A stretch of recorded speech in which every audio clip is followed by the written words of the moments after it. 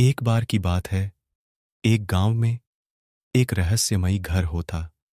उस घर के कमरे में जो कोई भी जाता वो अचानक से गायब हो जाता। पूरे गांव में इस रहस्यमयी घर का खौफ होता है। दादी, माँ, आपने उस रहस्यमयी घर के बारे में सुना है जिसके अंदर जो भी जाता कभी वापस लौटकर नहीं आता। आखिर उस घर में ऐसा क्या है जिससे वह जाने पर लोग वापस नहीं आते?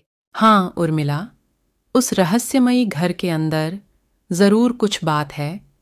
उस घर के कमरे में जो कोई भी आज तक गया कभी लौटकर वापस नहीं आया है। लोग कहते हैं उस कमरे के अंदर कोई भूतिया आत्मा है जो अंदर जाने वाले लोगों कच्चा खा जाती है। ये दोनों आपस में बात कर ही रहे होते हैं कि तभी उस रास्ते से चंद्रकाल अपने दुकान से घर की ओर आ रहा होता है।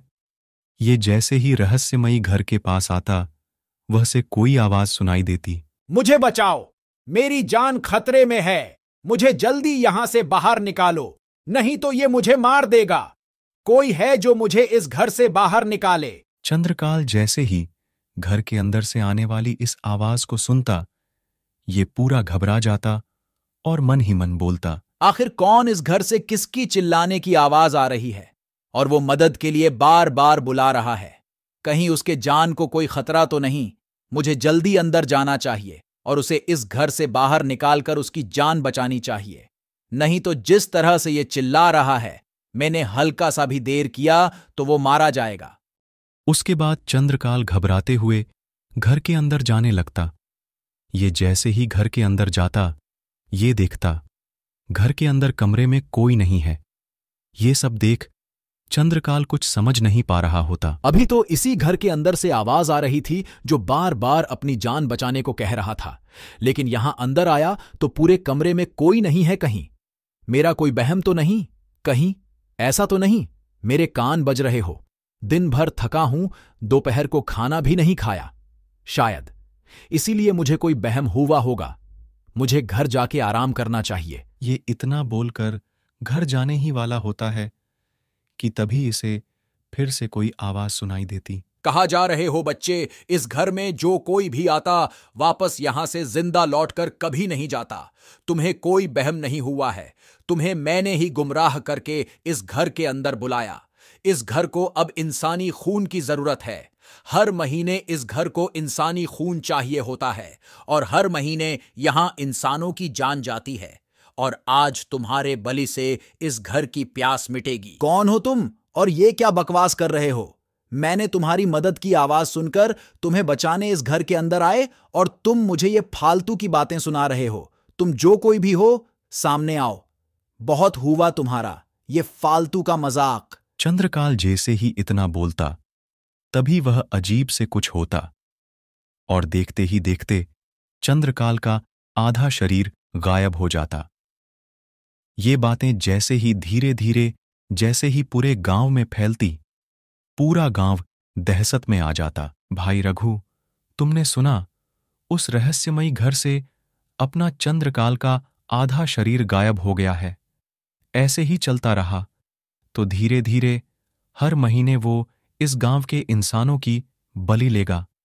हमें जल्द ही कुछ करना होगा, नहीं तो वो रहस्यमयी घर पूरे गांव को शमशान बना देगा। भाई, उस घर में जरूर कुछ राज छिपा हुआ है।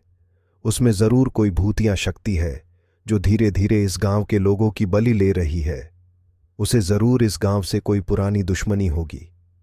क्यों ना हम सभी गांव वाले उस रहस्यमयी घर के पास जाकर हमसे जो भी अनजाने में गलती हुई होगी उसके लिए माफी मांग ले।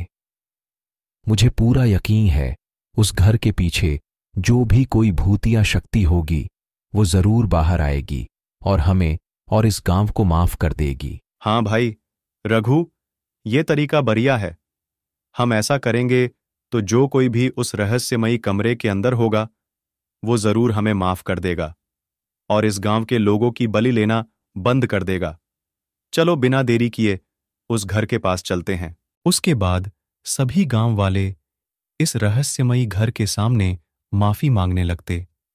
तभी यहां पर कुछ होता और उस घर के सामने से एक मुर्गी आती, जिसे देखकर गांव वाले चौंक जाते और बोलते, ये मुर्गी कहाँ से आ गई?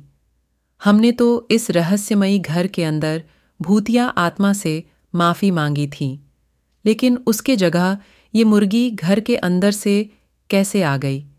इस घर में एक चींटी भी जाती है तो लौटकर जिंदा वापस नहीं आती। कहीं इस मुर्गी के रूप में ही तो वो आत्मा बाहर नहीं आई। दादी अम्मा जैसे ही इतना बोलती, ये मुर्गी देखते ही देखते अपने विशाल रूप में आ जाती, जिसे जैसे ही ये लोग देखते, इनकी आंखें फटी की फटी रह जातीं। कौन हो तुम? और यहां इस घर के अंदर तुम क्या कर रहे थे? कहीं इस गांव के लोग जो इस घर में रहस्यमयी तरीके से गायब हो रहे हैं, उसमें तुम्हारा तो हाथ नहीं कहीं? तुम इस गांव के लोगों को अपना शिकार तो नहीं बना रहे? हां, मैं ही हूं जो इस गांव के लोगों को इस घर में आने पर उन्हें जान से मार देता हूं, और उस घर में रहस्यमयी तरीके से तब तक मौत होती रहेगी जब तक तुम इंसानों को यह एहसास नहीं हो जाता कि जिस तरह तुम्हारे अंदर जान होती है, तुम्हें चोट लगने पर दर्द होता है, तुम्हारे बच्चे के मरने पे तुम रोते हो, उस तरह हमारे अंदर भी जान होती है। हमें भी चोट लगने पर दर्द होता है, हमें भी अपनी जिंदगी जीने का पूरा हैक होता है, लेकिन तुम लोग अपने स्वार्थ के लिए हमें मार के खा जाते हो।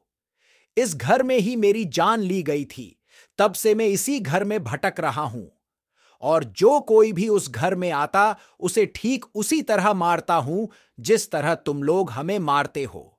तो तुम हम सब पे इसलिए गुस्सा हो क्योंकि हम सब तुम मुर्गियों को अपने स्वार्थ के लिए मार देते हैं और उन्हें उनसे जीने का हक छीन लेते हैं। हमें अपनी गलती का एहसास हो गया है। हमने अपने स्वार्थ के लिए न जाने कितने मुर्गियों को उनसे उनका जीने का हक छीना है, उन्हें मारा है। अब जब हमारी बारी आ रही है, हम पर वो संकट आ रहा है, तब हमें समझ आ रहा है कि तुम पर क्या बीतती होगी। हमें माफ कर दो। हम तुमसे वादा करते हैं कि आज के बाद हम लोग किसी भी बेजुबां को अपने स्वार्थ के लिए उन्हें नहीं मारेंगे। हम अब हमेशा उनका ख्याल रखेंगे। रामू और सभी गांव वालों को अपनी गलती का एहसास हो जाता कि जो दर्द हम दूसरों को दे रहे हैं, बेजुबानों को मार के खा रहे हैं, बस 5 मिनट के स्वाद के लिए वही दर्द हम पर आए तो कैसा लगता है। अगर तुम अपने वादे पर अटल रहे तो मैं अब से इस गांव के किसी भी इंसान को एक खरोंच नहीं आने दूंगा, लेकिन अगर तुम अपना वादा भूले तो फिर से वही सिलसिला चालू होगा। मुझे उम्मीद है तुम लोग अब वैसी गलती नहीं करोगे। उसके बाद ये मुर्गी की आत्मा हमेशा के लिए यहां से चली जाती और गांव वाले खुशी खुशी रहने लगते।